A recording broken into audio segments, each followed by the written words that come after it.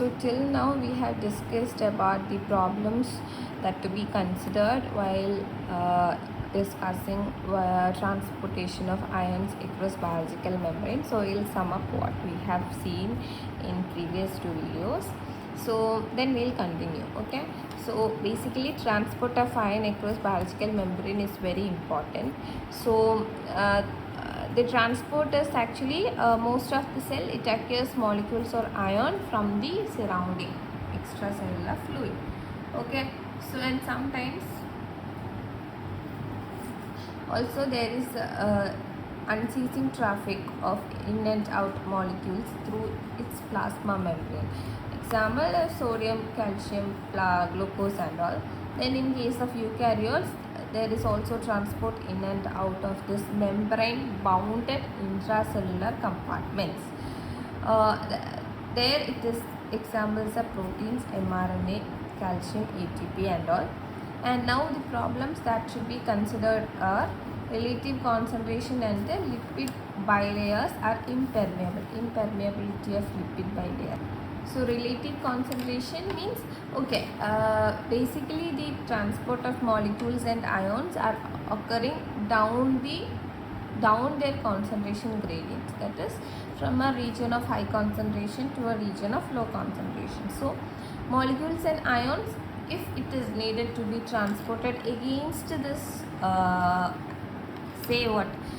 concentration gradient, then that process is known as active transport. Why it is known as active transport? Because we need energy, usually from ATP. Expenditure of energy is needed to do this process, that is for transporting molecule against their concentration gradient. So this is a problem to be considered. Also lipid bilayers impermeable means lipid bilayers are actually permeable to water and uncharged molecules like O2 and CO2. They diffuse freely in and out of cell. So diffusion of water through plasma membrane is very important, and that process is basically known as, of course, osmosis. Now lipid bilayers are not permeable to ions like sodium, calcium, chlorine. Also small hydrophilic molecules like glucose and macrophilic molecules like proteins and RNA. So it is important for these molecules and ions also to be transported. So we should face or resolve that problem also. So how these problems are solved? We have two methods, that is facilitated diffusion and active transport. So active transport is what we have already said before. It is the transmembrane proteins called transporters.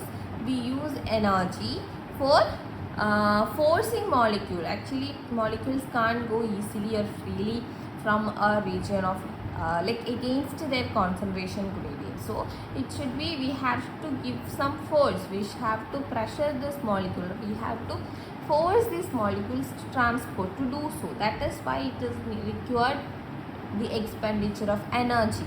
So transmembrane proteins called transporters use energy ATP to force ions or molecules through this membrane against the concentration gradient. So you will see the details mostly in this video. Now facilitated diffusion, as we said, it is the facilitated diffusion means this water filled pores are created.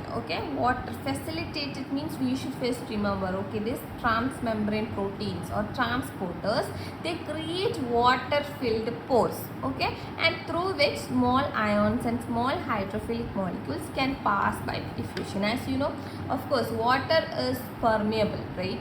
Water can pass easily. So if we are creating small water filled pores and we are through this water filled pores we are passing this hydrophilic molecules and also small ions and small molecules of small hydrophilic molecules, and which can pass by diffusion also. That is what diffusion or osmosis is, right? So also here water filled pores are created, water filled through this water filled pores the small molecules and ions are gone. So but there is a gating or the channels are open. This water filled pores move across a channel, and these channels can open and close according to our needs. So we have different types of channels that we will see.